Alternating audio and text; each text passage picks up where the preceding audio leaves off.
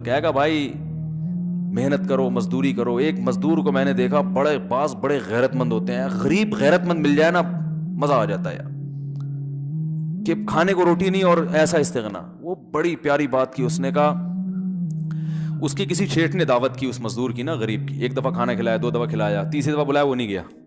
मैंने कहा क्यों नहीं जा रहे? कह रहा भाई अपने घर की जो सूखी रोटी है ना, वो दूसरे के बेयानी से अच्छी है। मैंने कहा यार क्या माशाल्लाह, अल्लाह ने इसको ऐसे आदमी पे खर्च करने का भी दिल चाहता है। दिल चाहता है भाई तू ले ले हमसे ज़कात, ठीक है, तू ले ले हमसे सदका। तो जब हमारा दिल चाहता है ऐसे आदमी पे, तो अल्लाह का नहीं चाहता होगा?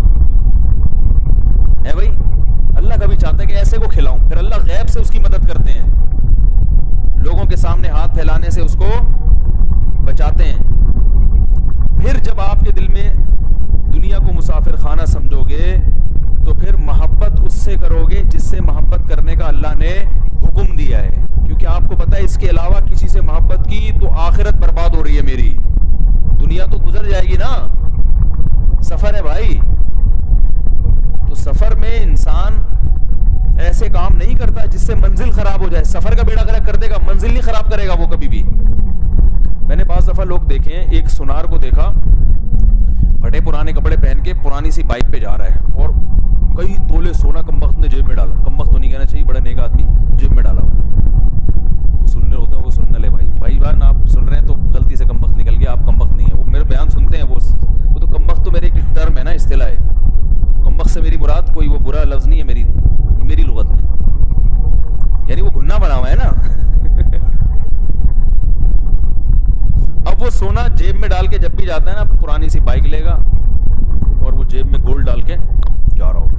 मैंने उससे कहा, मैंने कहा भाई ये स्टाइल आपका? उसने कहा भाईजान मैं अगर गाड़ी में जाऊं, लोगों को पता भी है कि सुना रहे हैं, तो मैं मंजिल पे, उसके अल्फाज मंजिल नहीं है, मैं अपने अल्फाज में डिफाइन कर रहा हूं कि भाई मंजिल पे नहीं, रास्ते में लुटपुट जाऊंगा मैं। इस हुलिये को देख के तो लोगों का दिल चाहता है कि इसको ज़कात दे दे। कौन आएगा छीनने के लिए? कह रहा है जो छीन के भी आते हैं ना, वो अपनी ज़कात हमें देते हैं। कि यार को डाकुओं का भी दिल चाहता है ना थोड़ा बहुत अल्लाह के अजाब से बचने के लिए कुछ तो दें किसी को। तो ये रास्ता अपना खराब कर रहा है। इसका भी दिल चाहता है मैं हर वक्त 3 पीस सूट में रहूं, बेहतरीन गाड़ी में जाऊं, लेकिन ये टेंशन क्यों उठा रहा है? पुरानी बाइक, फटे पुराने कपड़ों की टेंशन। मंजिल अच्छी हो, वहां पहुंच के सोना, जहां पहुंचाना है वहां पहुंचा दो। शॉप पे पहुंचाना है, किसी कस्टमर को डिलीवर करना है, पैसे मिलेंगे, बैंक पे पैसे जाएंगे डायरेक्ट। तो मंजिल की खातिर इंसान अपने सफर को बर्बाद कर देता है, सफर की खातिर मंजिल पे सौदा नहीं करता। जब ये बात दिमाग में आ जाएगी भाई मुसाफिर खाना है, भाड़ में जाए, कोई इज्जत देता है दे, नहीं देता ना दे। मोहब्बत माँ से करेंगे, बाप से करेंगे, बहन भाइयों से करेंगे, दोस्त अगले दर्जे। दोस्त से माली फायदे हैं ना भाई, माली फायदे ठीक है, लेकिन बाप पहले। बाप की खातिर, तेरी खातिर बाप को नहीं छोड़ूंगा मैं। समझ रहे हो कि नहीं समझ रहे? और पैसों की खातिर अपनी इज्जत नफ्स को खराब नहीं करेंगे। पैसे कमाएं, बदअखलाक बॉस से भी एहतराम करें, क्योंकि बड़ा है तो एहतराम तो फर्ज है।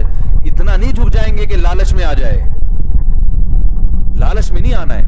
एक हदीस सुना के बयान खत्म करता हूं। अबू सईद खुदरी रज़ी अल्लाह ताला अन्हु फरमाते हैं, मैं बच्चा था, नबी सल्लल्लाहु अलैहि वसल्लम ने ना ग़ज़वा उहुद में बहुत से सहाबा शहीद हो गए थे, जिनके घरों के चूल्हे बंद हो गए, घर में मर्द ही नहीं। तो अबू सईद खुदरी रज़ी अल्लाह, उनके भी सारे मर्द, ये छोटे बच्चे रह गए, बाप भी शहीद, भाई भी शहीद। तो इनकी माँ ने भेजा कि भाई नबी सल्लल्लाहु अलैहि वसल्लम के पास जाओ, कुछ राशन वगैरह लेकर आओ। अब जो लोग आ रहे हैं नबी सल्लल्लाहु अलैहि वसल्लम को राशन दे रहे हैं, लेकिन अबू सईद खुदरी जब आए ना तो आपने उनको नहीं दिया, क्योंकि देखते थे कि जिसका ईमान तगड़ा है ना उसको नहीं दो, आदत खराब होगी। किसके दर पे हाथ फैला रहे हैं? नबी के। लेकिन नबी ने नहीं दिया। फरमाया, और ये भी नहीं कहा कि ए अबू सईद तुम अगर गिना इख्तियार करोगे तो अल्लाह गनी बना देगा, हाथ ना फैलाओ। ये उनको डायरेक्ट खिताब करके नहीं कहा, बल्कि क्या फरमाया? उसूल बताया।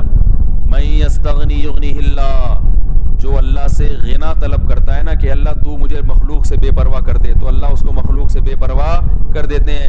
वमन यस्ताफिफ युइफहुल्लाह, जो अपने दामन को बदनुमा होने से, दागदार होने से बचाना चाहता है, अल्लाह उसके दामन को बचा लेते हैं। दामन दागदार होना क्या है? भीख मांगना, ये भी दामन दागदार हो गया ना। देखो भीख मांग किससे रहते हैं? सैयदुल अंबिया से। लेकिन आपने ये भी गवारा नहीं किया कि मेरे सामने हाथ फैलाए, हालांकि आप तो सैयदुल अंबिया अल्लाह के रसूल हैं। कितनी अजीब बात है क्या नहीं है? और उनको कह रहे हैं अपने दामन को दागदार मत करो मखलूक के सामने हाथ फैला के। तो मखलूक में नबी ने अपने आप को भी शामिल किया, भाई मुझसे भी नहीं मांगो। क्या अजीब तालीम दी जा रही है कि सिर्फ किसके सामने झुकना है? अल्लाह के सामने। अपने सामने झुकने से भी मना कर दिया, भाई मुझसे भी नहीं। फरमाया मन यस्तगनी युगनिहिल्लाह व मन यतसब्बर युसब्बिरहुल्लाह, और जो अल्लाह से सब्र मांगता है अल्लाह सब्र भी दे देता है। यानी अभी तुम्हें पैसे नहीं मिलेंगे, फाके आएंगे, तो अगर अल्लाह से मांगोगे ना, अल्लाह इन फाकों को बर्दाश्त करने की तौफीक भी दे देगा। तो वो समझ गए, नबी ने ये नहीं कहा मैं तुम्हें कह रहा हूं, उसूल बता। वो समझ गए कि मुझे नबी, दूसरों को तो आप दे रहे हैं, मुझे नहीं देना चाहते, मुझे बनाना चाहते हैं, संवारना चाहते हैं, मुझे तैयार कर रहे हैं। हालांकि बच्चे थे, समझ गए, चले गए। माँ को जाके बताया, भाई सब्र। कहते हैं उस दिन के बाद से लेके मौत तक अबू सईद खुदरी रजी अल्लाह अन्हु ने कभी किसी के सामने हाथ, और फिर अल्लाह ने ऐसा माल दिया, ऐसा नवाजा हजरत अबू सईद खुदरी को, पूरी उम्र मुकम्मल करके दुनिया से गए। तो उन्हीं फाकों में सब्र। इसलिए मैंने बयान किया था ना कि ये जो कहते हैं ना बच्चे दो ही अच्छे और खाएंगे कहां से, कोई बात नहीं यार, टमाटर की रेडी लगा दी तो भी कोई मसला नहीं है। अव्वल तो अल्लाह दे देता है, ज्यादा टमाटर बेचेंगे ना तो ये टमाटर बेचने वाले क्या जहन्नम में जाएंगे? ये क्या इंसान नहीं है? तो भाई मुसाफिर खाना है जो जहाज उड़ा रहा है।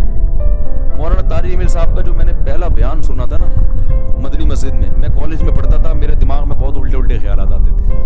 वही दुनिया के पायलट बनना तो बहुत अच्छा काम है, लेकिन आजकल पायलट बनने का मकसद कौम की खिदमत, मुल्क की खिदमत, अल्लाह की रजा कम है, शोबाजी।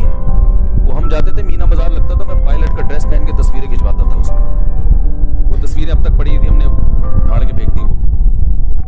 तो पायलट तो अच्छी चीज है, जहाजों को लेके हवा में उड़ना, मुल्क का दिफा करना, लेकिन पायलट बनने से मकसद अगर शोबाजी है तो मौलाना तारिक जमील साहब का हमने उस वक्त बयान सुना। उन्होंने कहा भाई जो हवाई जहाज में जहाज लेके उड़ रहा है वो भी कोचवान है, जो टांगा चला रहा है वो भी कोचवान। ये छोटा कोचवान, वो थोड़ा बड़ा कोचवान ठीक है ना? ये टांगा, पहले जमाने में जब जहाज नहीं थे तो टांगा चलाने वाले को लोग फख्र की निगाह से देखते थे, यार कितना अजीम इंसान है, टांगा चला रहा है। क्या ख्याल है? जो टांगे में बैठ के जाता था, बादशाह लोग टांगे में, आम आदमी तो गधे पे बैठ के जाता था। तो एक वक्त आएगा जब साइंस इतनी तरक्की करेगी, लोग बोलेंगे भाई जहाज चला रहे हैं, तुझे कोई और काम नहीं मिला यार। इसलिए कहते हैं दो बच्चे ही अच्छे, वरना 6-7 बच्चे हो गए तो जहाज उड़ाएंगे वो, और 2 बच्चे हुए तो रॉकेट चलाएंगे ठीक है ना? रॉकेट में तो ये दुनिया ऐसी चीज है।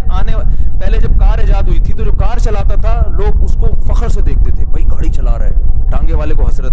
जब आगे की चीजें इजाद हो गई तो ड्राइवर है भाई, ये तो हमारा ड्राइवर है, तो गाड़ी चलाता है। तो ये दुनिया ऐसी चीज है कि ये सिर्फ वक्ती शोबाजी है। हाँ, पायलट अगर अल्लाह की रजा के लिए है, मुल्क के दिफा के लिए, इस्लाम के दिफा, फिर पायलट है, उसकी अल्लाह के यहाँ भी अहमियत है। वो पायलट ही तो था जो पकड़ के चाय पिला के हमने वापस किया था, ठीक है? मजा बहुत आया था यार, खुदा की कसम। मुझे 2 मौके पे बहुत मजा आया है एक जब पाकिस्तान ने एटमी धमाका किया था और हमारे हजरत की खुशी देखने की थी उस वक्त। ऐसे खुश थे ना, तो मिठाई ना खाते थे ना खिलाते थे। लोग कहते थे कैसे मौलवी है, ना मीठा खाते हैं ना खिलाते हैं। लेकिन जब पाकिस्तान ने एटमी धमाका किया है, ऐसा मजा आया ना, वो भाई वाहिद इस्लामी मुल्क है जो एटमी पावर बन गया, और ये हमारे खाते में आया। ये तुर्की भी अपने खाते में डाल सकता था, सऊदीया भी, मुख्तलिफ ममालिक भी, लेकिन ये सआदत अल्लाह ने किसको दी? पाकिस्तान को दी। और कुछ तो हम फख्र कर नहीं सकते दुनिया में जाके बताओ, फख्र कर सकते हो दुनिया में कि हमारे पास इतनी अच्छी सड़कें हैं कि जापान भी ऐसी सड़कें नहीं बना सकते। हमारी ट्रेनें, ऑस्ट्रेलिया भूल जाए ट्रेनें किसे कहते हैं। हमारी ट्रेनों पे तो हमारे ड्रामे बने हुए, 50-50 मैंने बताया था ना। लाहौर से सवार हुए बच्चे, जब कराची पहुंचे तो बड़े हो चुके थे वो, उनकी पैंटें चटिया बन चुकी थी और जो जवान थे वो बुढ़े हो गए थे। तो वो बुढ़े ने जो है ना, बेचारे बूढ़े ने खिड़की से हाथ निकाला, बोला कराची आ गया, कहाँ आ गया, और ये क्या मर गया वो। उसकी उम्र ट्रेन में पूरी, ये हमारी ट्रेन है। तो किस चीज का हम ये फख्र करते हैं भाई? अगर तुम्हारे पास कुछ है ताकत और कुव्वत, तो हमारे पास भी क्या है? एटम बम है। तो हमारे हजरत खुश हुए थे एटम बम पे। दूसरा, मुझे खुशी जब बहुत जबरदस्त जबरदस्त मजा जब आया जब हमने चाय पिलाई थी।